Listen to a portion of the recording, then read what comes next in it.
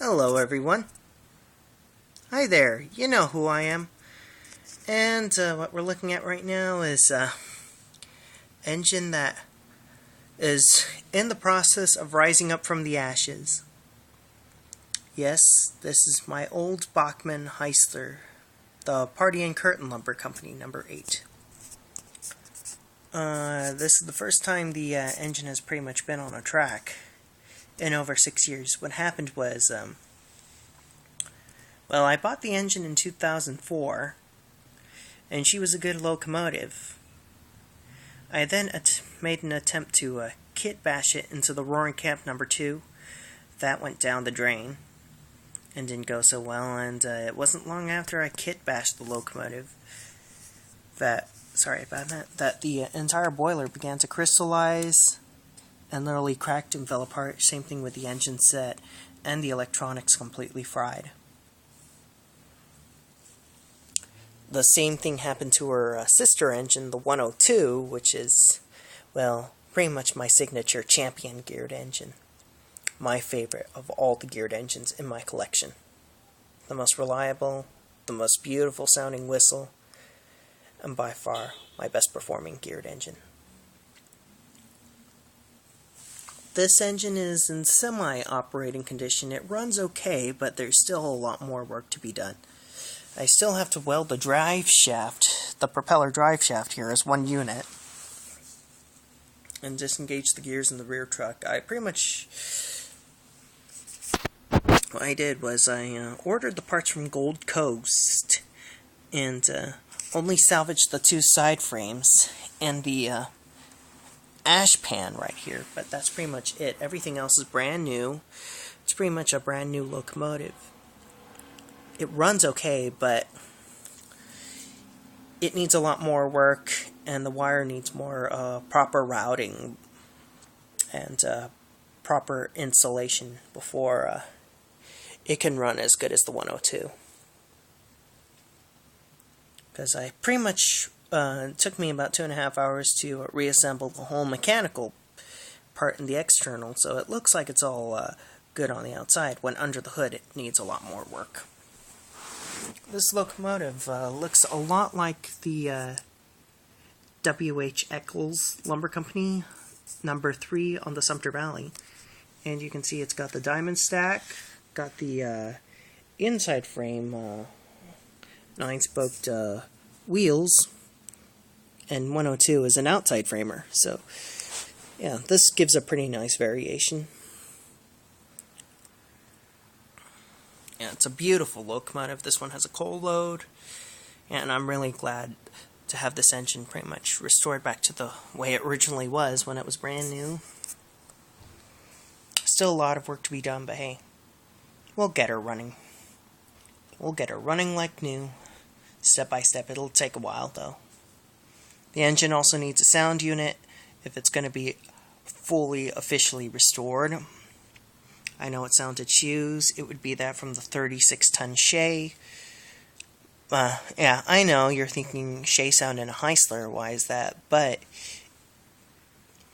the thing is, the chuff synchronizer, it won't sound like a Shea, because the chuffer, this one only has 4, whereas a Shea has 6. So, by making a 4-beat chuff as the drive shaft turns, it'll sound like a Heisler.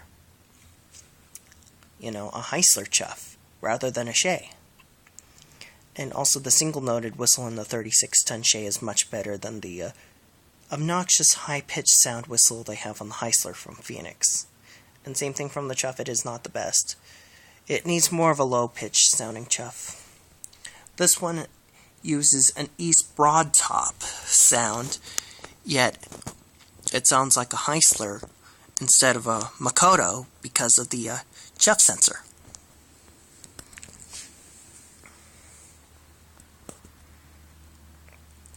Yeah, and it's a nice low-pitched chuff. And the Shea has a nice low-pitched chuff. So,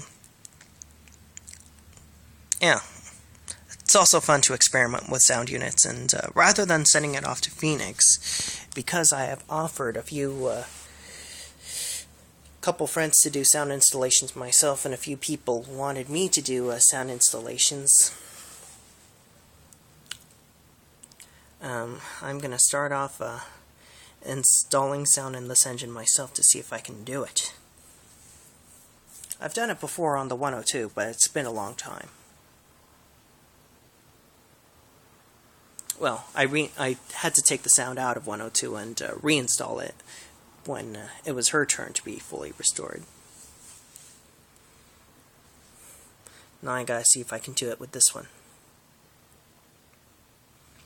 Don't really know what kind of personality this engine has, but I'm sure it's a good locomotive. It's a beautiful engine. As you can see, the craftsmanship and refinement and the detail and everything on this locomotive, the inside frame engine, is really brilliant. I mean, why did Bachmann have to stop making the Heisler? I mean, they've been making 260 Moguls and had them on the market since 2002, and they're still being produced. Well, very few of them, but they're still being produced. They could have kept that with the Heisler. But hey, it is what it is.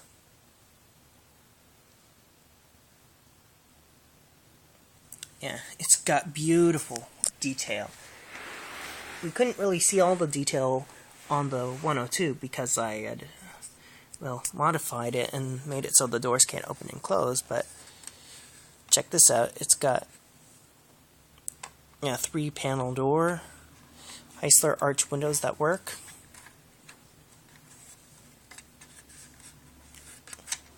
A beautiful backhead, bristling with gauges that would feature the, you can't really see the steam gauge, but you can see the injectors.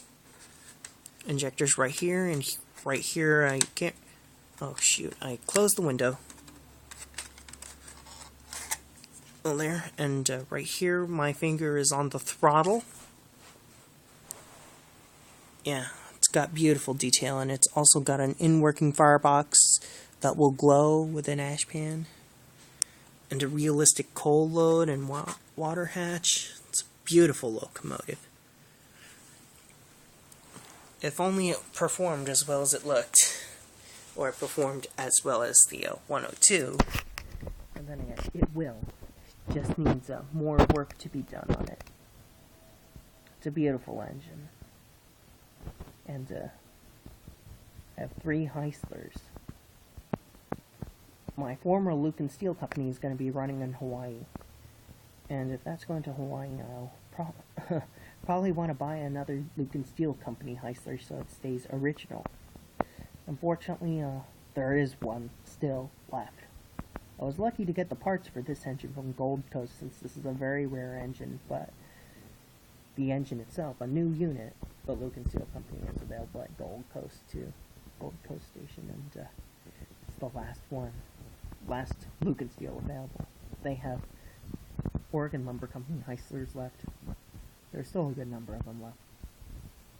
And there's one painted unlettered with red and white striping left. But hey, 2 sister engines arise from the ashes. I never thought this would ever happen. Beautiful engine. I love Heislers. And if I tried to run it, well, it would just tax my transformer here. Since my parents are doing a huge renovation on their house, I'll probably get my larger transformer to, replace this one.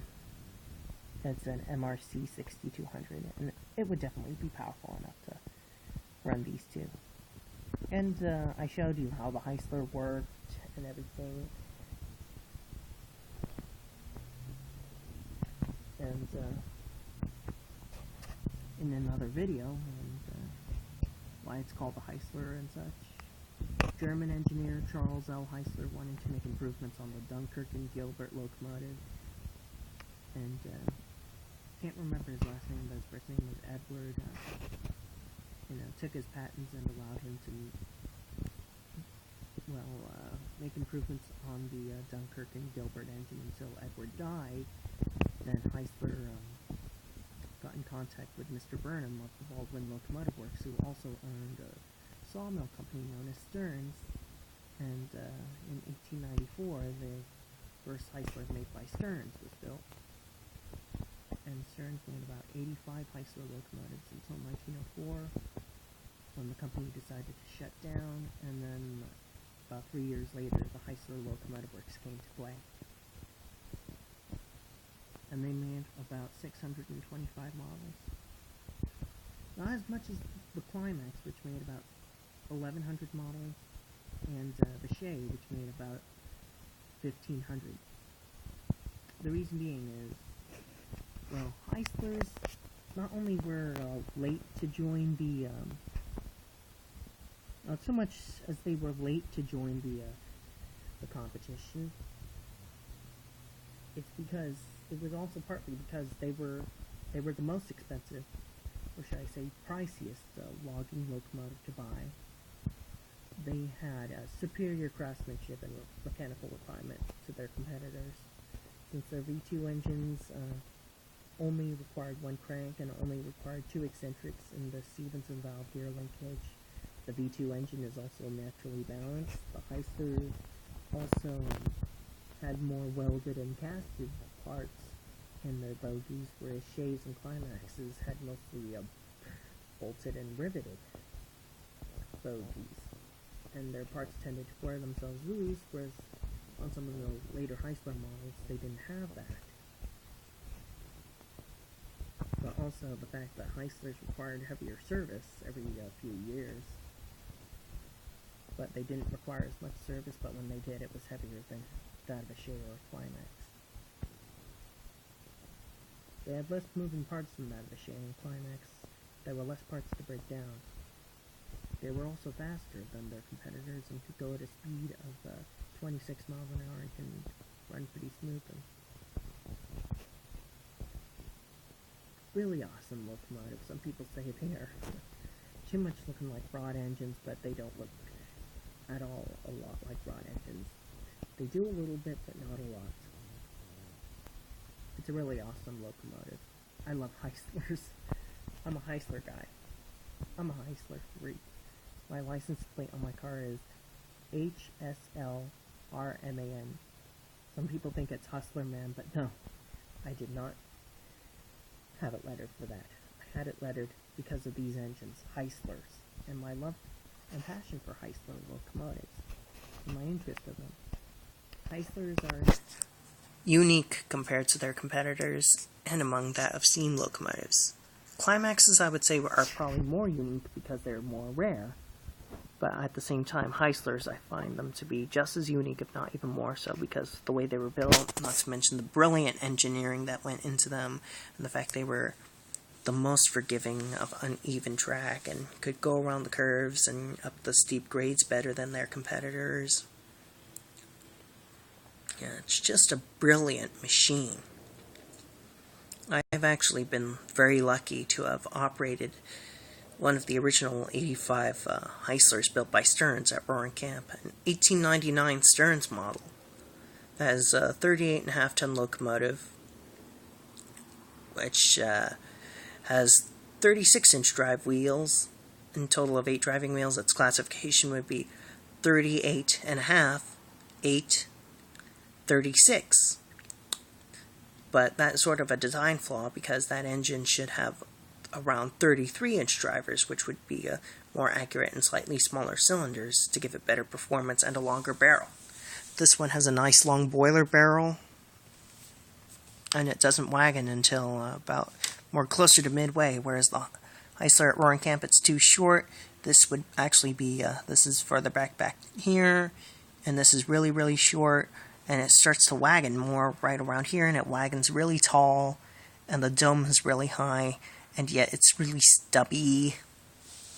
Yeah, it's a really short boiler, and the cylinders are huge on Tuolumne, the Heisler at Roaring Camp, I mean. They're about that big. If this were West Side number 3, they'd be more like about that big, rather than the size they are now. And that was a flaw Stearns made in their 85 original models, but that was improved over years, because they knew that the short boiler meant more pulling over and foaming and not so good heat or power. But Heislers were fine-tuned over the years. Yeah. Anyway, this is a really good model. I love it, but it still needs a lot more work if she's going to be as good of a runner as her younger sister.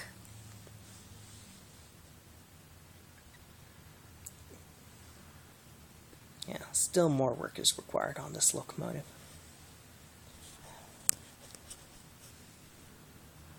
Yeah. It's a beautiful engine. She's prettier than her sister. She's prettier than her sister, but looks aren't everything. Sometimes it's performance and the experiences you go through with your engine. 102 and I have been through a lot together, which is why she's my baby. She may not be as pretty as her sister, but she and I have been through a lot, and she's such a really good performer. And I've had a soft spot for her for a long time, ever since I received her for my birthday when I was 18. Whereas I got the number 8 for my 16th birthday.